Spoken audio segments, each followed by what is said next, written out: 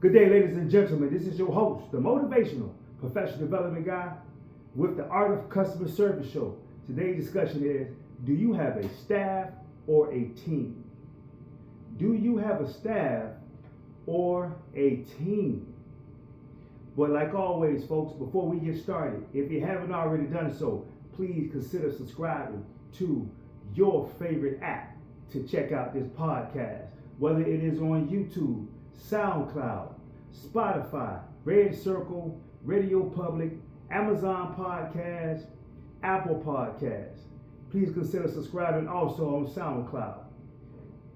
No further ado, folks, we can go ahead and jump into this podcast this evening. Once again, that title is, do you have a staff or do you have a team? Do you have a staff or do you have a team? Now, I always start out with the question, so I have to ask you all. Have you ever worked on a good team before or with a good team? And what made it a good team? Put that in the comment section. Don't forget to go ahead and share this podcast with as many people as possible. And if you hear something you liked on this podcast, find that like button. All right. So, folks, let's go ahead and jump on into it. All right. So we're going to start off with Bruce Tuckman. Bruce Tuckman was a psychologist back in 1965.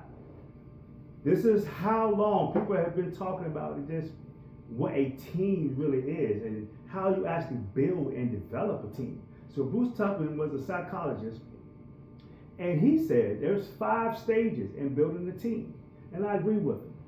There's 5 stages, and we're going to talk about those stages this evening. The first stage is the forming stage, all right? The forming stage is when your staff actually get together, when they first meet each other, right?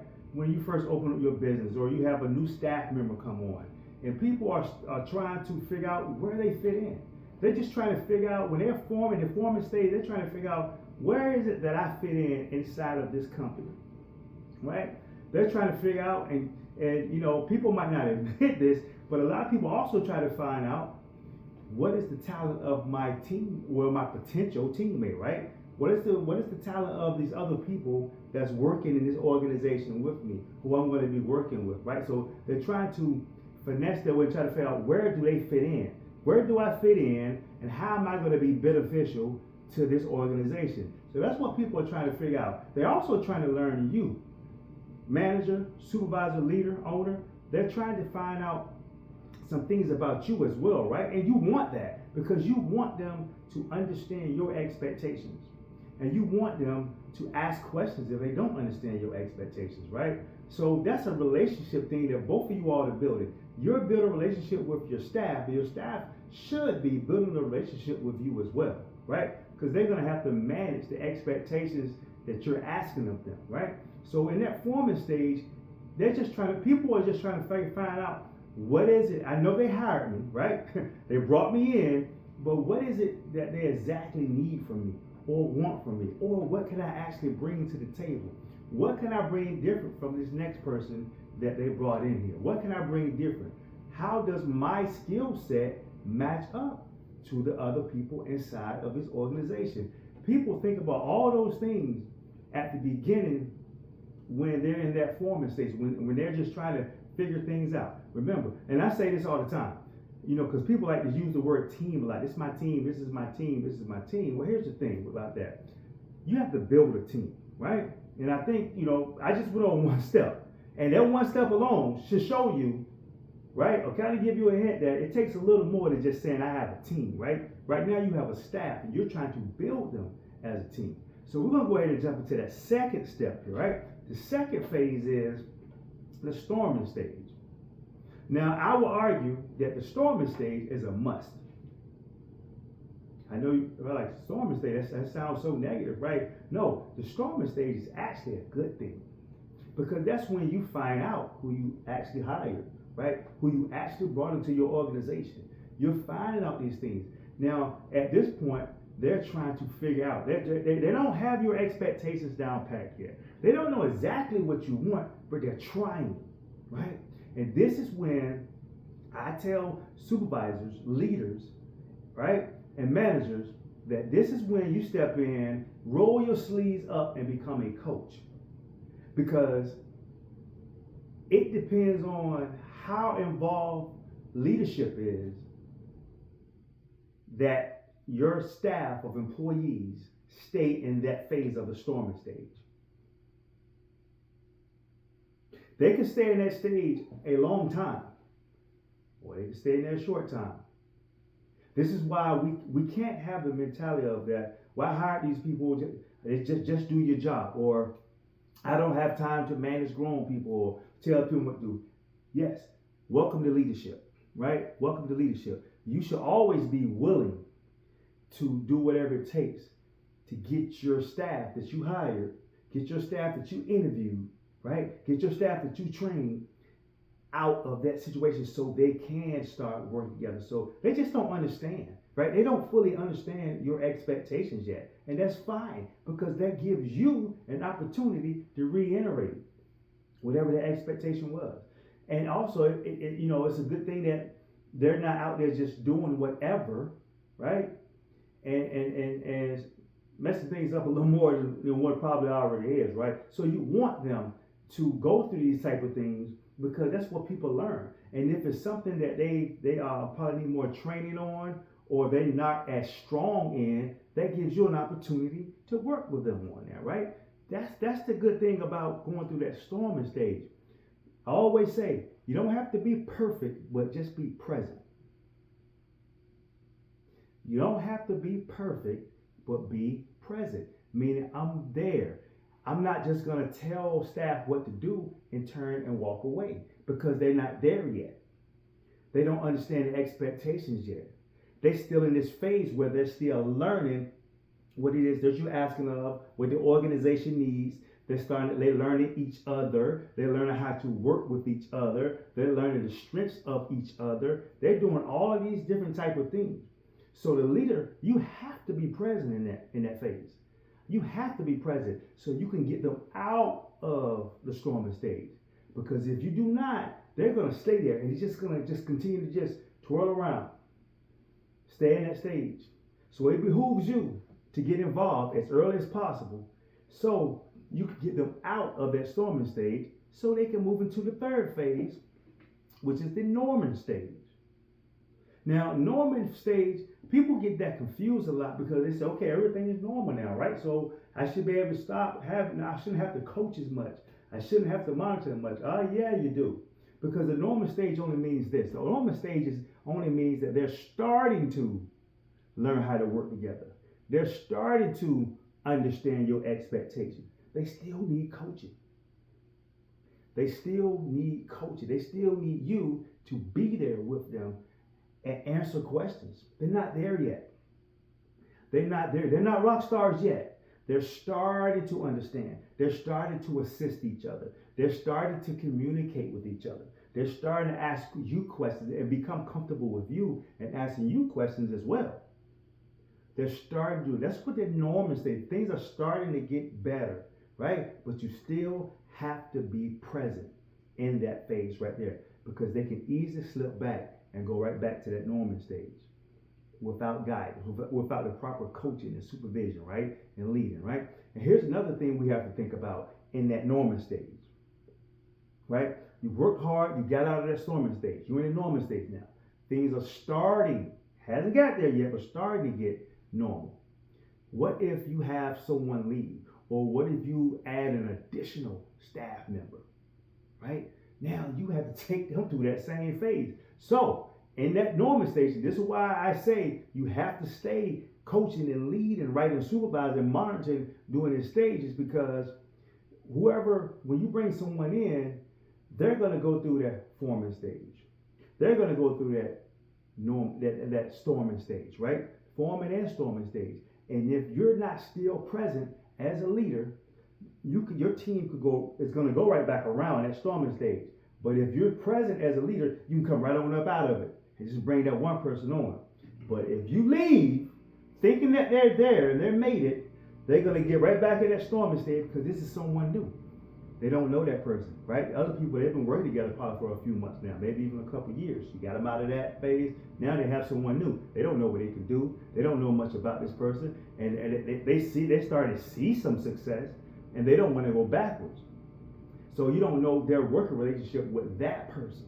So as a leader, you still have to be present to get your team out of that storming state. The difference is it's going to be a little bit easier to get them out of it now because you have some staff members that's seeing some success. And you have some staff members that's starting to understand so they can get out of it a little quicker. It's just that you added someone else and that it could go back. It's going to go right back in that storming stage all over again, right? But it just doesn't have to be long as long as you're monitoring with that, all right? So next, because once we get in that storming stage, the idea for any manager, leader, coach, right, supervisor, owner, business owner, you want to get your staff to a point that they are performing. That's the fourth stage, the performing stage. In the performing stage, now they don't need as much supervision. Now you can start delegating because they're understanding. They know exactly the expectation that you want, right? They had enough success to know exactly what it is that you're asking for now. They had enough success to know exactly what it is that you need now, the organization needs now. They had enough success that they will not let one person on that staff, well, now you have a team, right? Now you have a team. A team is when everybody's on one accord and everybody's going towards that one goal. Now you built that team that everyone's performing.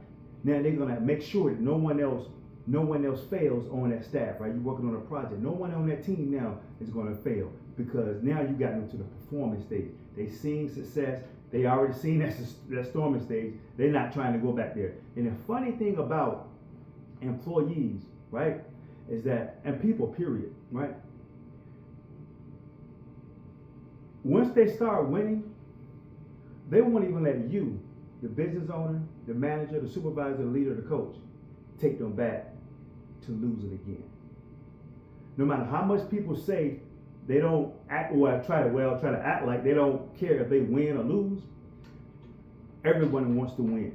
Everyone wants to be a part of a winner. Everyone wants that winning feeling, right? Everybody wants to be a part of that. And they don't want that other side anymore once you feel it because it feels good to win, right? It feels good to win. And, you know, I say all the time, I've never seen anyone feel bad about making someone else feel good. But here's the thing. I've never in my life met anyone that woke up in the morning and said, I want to be a loser. Ooh, I want to be a loser. Said no one. Said no one. No one's ever woke up and said, I want to be a loser. Everyone wants to win. And when you become part of a winner, and in one time you have 5, 6, 7, 10, 20, 50, whatever your staff is that you have, right, that you hire, and now they became a team, right? Everyone wants that winning feeling. Now you have a team full of rock stars, and everyone's performing. And they're going to make sure that everyone else on that team performs. Now, as their leader, you can pat yourself on the back and say, yeah, I did that. Now you built a team. They're thinking alike. They're buying in. Everyone is buying in. Everyone is working together. They get used to each other. Everyone knows everyone's strong points and whatever weak points they may have that we're going to strengthen, right? Right? Anything like that. They know these things now. And if someone finished their portion of a project, for example, early, they're going to willingly, without you saying anything, they're going to willingly go back and assist this person. Because everyone loves being a winner. Everyone loves to win. No matter what they say. Everyone wants to win.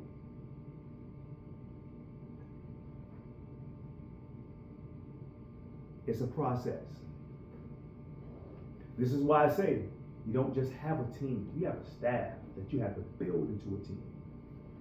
Once you get them to that type of mindset, there's no turning back. They're always going to win.